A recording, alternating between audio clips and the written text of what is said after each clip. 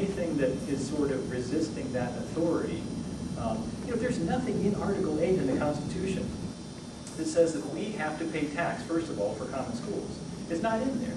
And in fact, the idea of tuition-free, free public school, it kind of prohibits that whole idea. But more than that, school choice is obviously in here, because this is not one of those things that there's no authority granted to government to say, you have to send your kid to this school. It's not in there at all. And so the kind of thing that we're dealing with is an institutionalized ignorance through, those decades of, it's not the Horace Mann Common School. This is more like there's a story from, I wish I could remember this, the actual wording, because it's really creepy.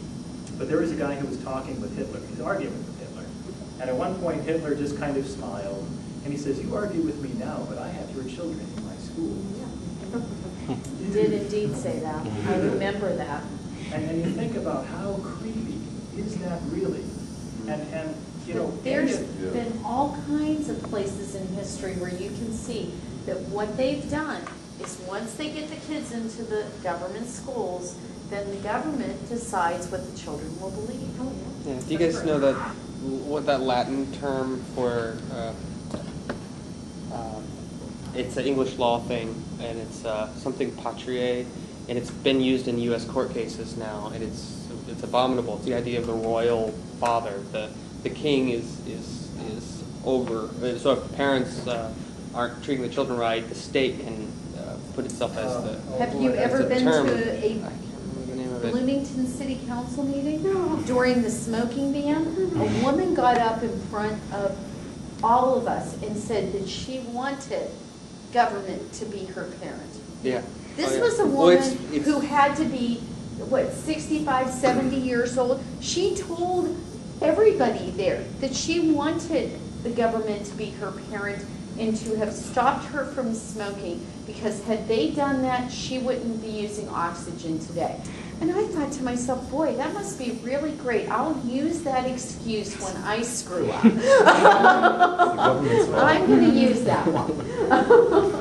It's we could go on with the horrible things happening in the government right now, but I guess I think we kind of all agree that something needs to be done. And as far as I can tell, my read of history is that these things work. Now, it's already the law. Running for governor is kind of the catbird seat. I don't have to propose any new legislation at all. All I have to do is just say, I'm going to do my job. And when I swear an oath to the Constitution of Indiana and the United States of America, I'm going to actually mean it, which puts me in the job of executor. I'm going to execute these constitutions. That's what I swear to do. The executive role is to execute the Constitution. These are the laws I am supposed to enforce. As the governor, I would be the armed force of the state. And that armed force of the state would be restrained by, it would fit in these 50 pages. Now what's kind of weird is that this is a long Constitution. Very few people have read it. But have you ever read the Indiana Code? Nobody has read the Indiana Code. Nobody How many could books read is the it? Indiana Code. Is it like fill up our whole table It here? would be about 1 million. Yeah, it's huge. Now, the fact that so much of that is unconstitutional is almost irrelevant, because it's all unknown. And what good is unknown law? Well, what it turns out to be is you have this system of high priests of law then, who use laws as incantations on each other. They go and find some obscure law that contradicts the law that you just threw at somebody. So it's like they're throwing spells at each other. They might as well, I got this one, here, take that. And you think about how preposterous is that when we've got this instead. 50 pages, it works, we know it works. This is the law, everything else is not. So, I'm in the catbird seat as far as, if I get to be governor, we get the whole kit and caboodle, we get it. But I have to get there first. So, the real trick is people are loyal to their parties. Really loyal to their parties. I found that out when I ran as a Republican in 2004. It was kind of staggering, in fact, to see that, when I ran as a Libertarian for the same office, and you could take my answers to any question and just copy and paste from 2002 to 2004, Libertarian to Republican. I got 3% of the vote here, I got 45% of the vote there. Didn't change a thing with me. But what's kind of weird is that 3% of the libertarians voted libertarian here, and slightly less than 3% of libertarians voted libertarian against me. And so even libertarians are loyal to their party. Everybody's loyal to their party. Now, if you're loyal to your party, that means you're not loyal, sometimes, to your principles. And that's the real killer. Right now, I don't know how a Republican could vote Republican. I don't know any Republicans who believe that their party represents them very well at all.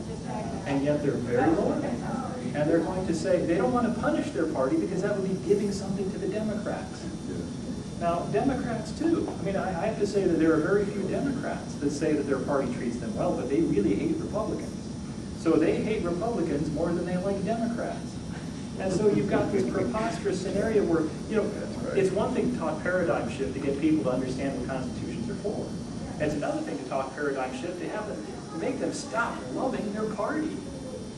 We have, one of those things, it's difficult for me to say this, but when we talk about loyalties, there's a strange thing that Americans have been doing for about 90 years. And it's a strange thing in that when it first started, Christians were pointing at it and calling it idolatry, and there were Christians who were so opposed to the thing that people were doing, putting up this idol and promising to obey it. But how many Christians now put their hand on their heart and promise to obey the flag that was actually promoted by socialists? And the Pledge of Allegiance was written by socialists. And you think, if I promise to obey that flag, that goes so deep.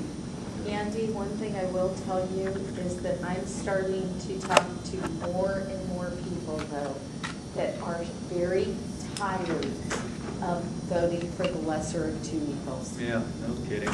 Very much they are getting tired of voting for the lesser of two evils. And I think that given the choice of following somebody that actually has a principle behind their governance, I'm not suggesting that we're going to win this election, but I do believe that we have a unique period in time. I'm hearing people all over the map who think that there isn't a single person they can vote for in this current presidential election. I know people who I'm hearing who think that those people running for governor right now don't have anything to offer them. Will it be enough to turn the tide? What it might do, what we might be able to do, if we go out there and we talk to enough people and we get enough people's interests, is that we can start showing them that there is a party who does have a principle and does have an actual philosophy to govern that isn't anything like what's being offered to them out of the two old systems.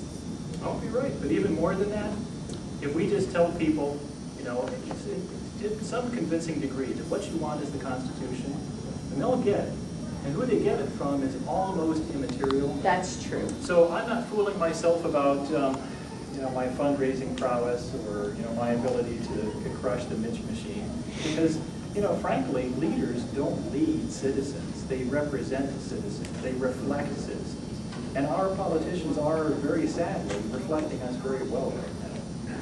So it takes only about a half hour to read the federal Constitution, and yet very few people have ever even done that. I mean, very few people have read the federal Constitution.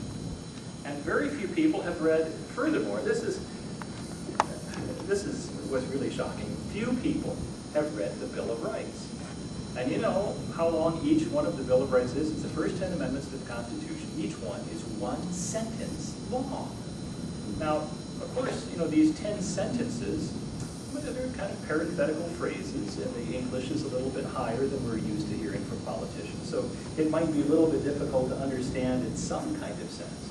But, you read them a couple of times. If you read the 10th Amendment first, read the 9th Amendment second, and then read the rest, however you want to, what should happen is you should get the understanding that it's real clear. Government is only allowed the powers that are